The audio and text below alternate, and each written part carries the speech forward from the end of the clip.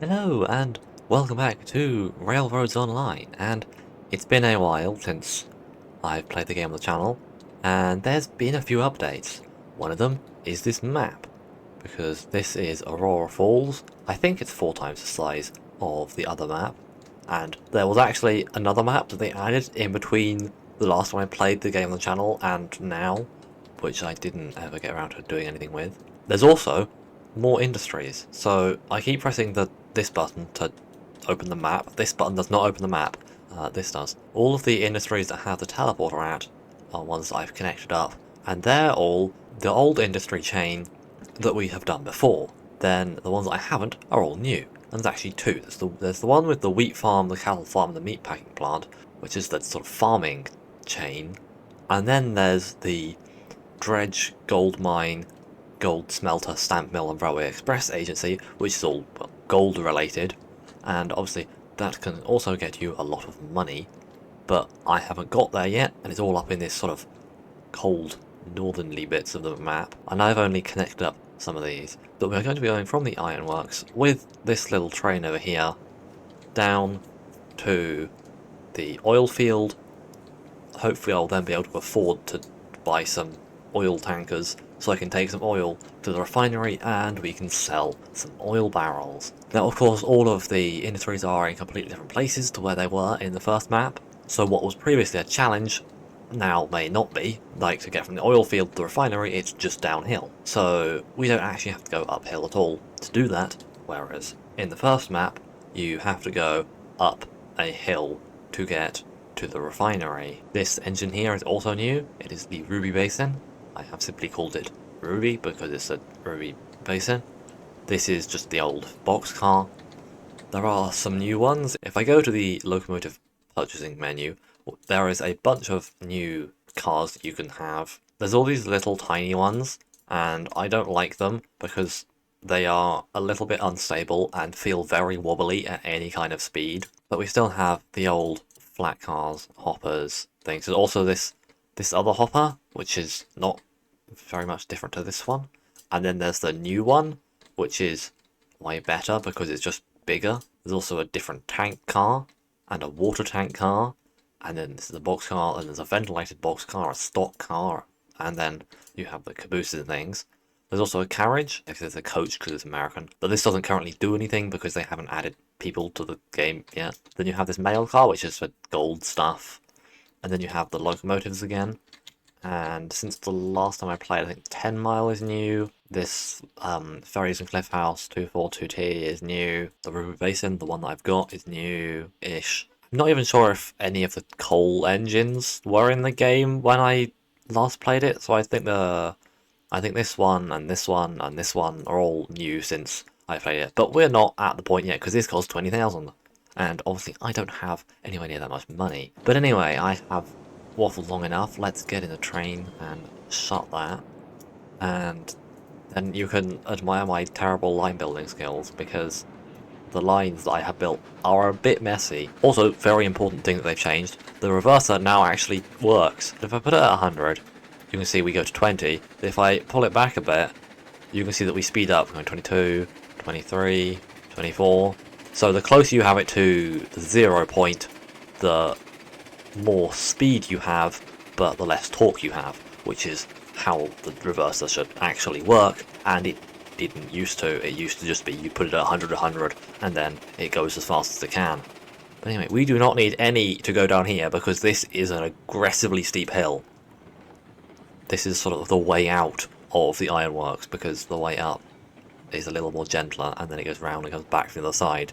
But there's a nice little steep shortcut. And we are going way too fast. 40 is not a good speed, and we've fallen off. That's why you don't go 40. So let's go off again and not go quite as fast. This line that we're on here goes down to the sawmill. Well, I mean, it's going a bit of a weird direction. It comes around here and then goes around to the sawmill down here. But we are actually going to take a little shortcut that I built because I didn't want to have to go down via the sawmill every time I went to the ironworks. So we're going way too fast again. Fortunately, the brakes on this thing are very good, despite the fact that they have apparently got zero pressure. They do have pressure. The little dial up here tells you how much pressure they have. It's a bit glitchy because this game is like that. But this actually does tell you the pressure of your brake pressure, even though the dial on the UI just says 0. The track down here goes to the sawmill, which you can just see over there.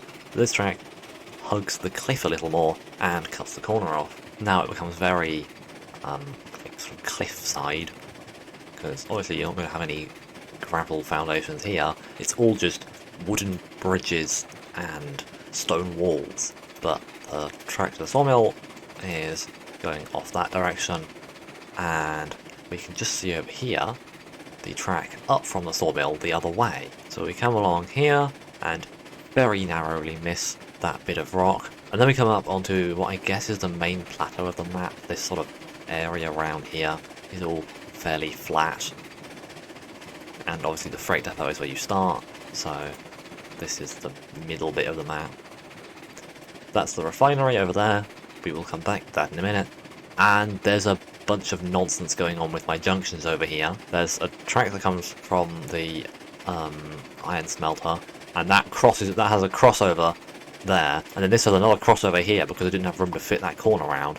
So it has points over here, but crosses there. I could have just made that come over here and have points there, but I had already built this track, and I didn't remove it, so the points are just a bit of a mess. We then have the track that goes to the other end of the refinery, and up ahead you can just see the freight depot over there. That's where some stuff is. Not much really. I have like a total of 10 cars. Well, I have a little more. I think I have like 4 each of the main types. There's also the train I started with, which is the Montezuma, because you can now, well, I say now, since the last time I played it on the channel, you have been given the option to start with the Porter, the Montezuma, or the Shay, rather than just always having little Betsy the Porter. And I started with Montezuma because Montezuma is much faster in terms of like top speed, although it does not have much pulling power whatsoever. There's a switch here, and if you go right, that takes you all the way up a very long track to the coal mine. We've now turned around about 180 degrees from where we were before, and that's the freight depot from the other side. But this track has to loop all the way around because I wanted it to be quite shallow so that I could get longer trains up here. This is the switch to the oil field that we are going to take here, and it kind of flattens out a bit here. And also the engine is cold. Whoops, I forgot to look at the temperature again. I keep doing this. I always forget to keep an eye on the temperature, so we are now just losing boiler pressure. So hopefully the switches are correct for me to be able to just nicely glide on in. I don't know how heavy these are, so I don't know how we're going to be able to brake. Okay, no, we can brake pretty easily. There we go. Let's open this up, and we can open the hatch on the boxcar, and then just say unload all these boxes, and it should just take them and immediately start making oil. You get 12 oil per tanker, and yeah, that's already 4 tankers worth. I don't think I can even afford that many tankers. So it's rather unhelpfully turned to night. I've used 4 tools, but I've run out of beams. Oh, I'm also out of pipes. It's managed to make 96 oil, so I don't need any more of that right now. I can't remember whether this was a thing when I last recorded the game, but there is a daylight cycle. There's also weather, but for some reason it doesn't seem to work. Like, the random weather thing isn't randoming, it's just staying as clear for eternity. It could be worse, it could be, like, snowing for all time. That would be annoying. I'm just going to shove this boxcar into one of my little sidings up here. Not that you can see them because it's very dark, but they do exist. Handily, the game has decided to illuminate itself by the power of northern lights. There's now lots of green in the sky. And I went way too fast through there, and it's fallen off the track again. So I've now got to go back down to the freight depot so I can buy as many oil tanks as I can. And I think I've only got resources in the refiner to make 6 lots of oil barrels, which means 6 cars, and I would be surprised if I could afford that.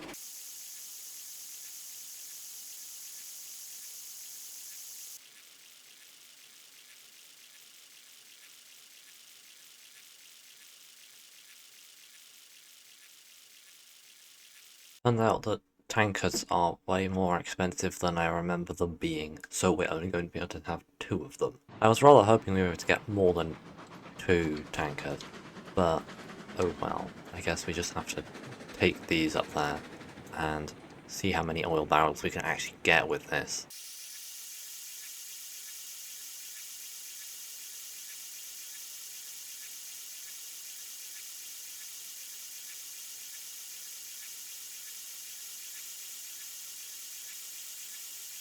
And we're arriving back in the oil field again, so we're going to need to actually brake because I'm going to need to flick a switch. And now I just have to deal with the nonsense that is trying to get these filled because they are very precise with what they need you to do.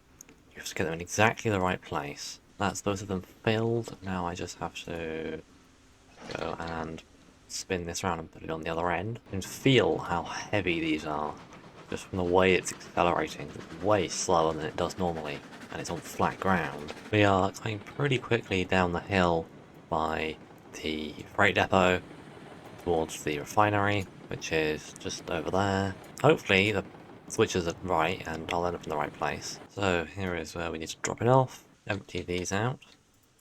Everything goes in. Yep. And all the oil that we put in has already disappeared, and we've made a fantastic 20 barrels of oil.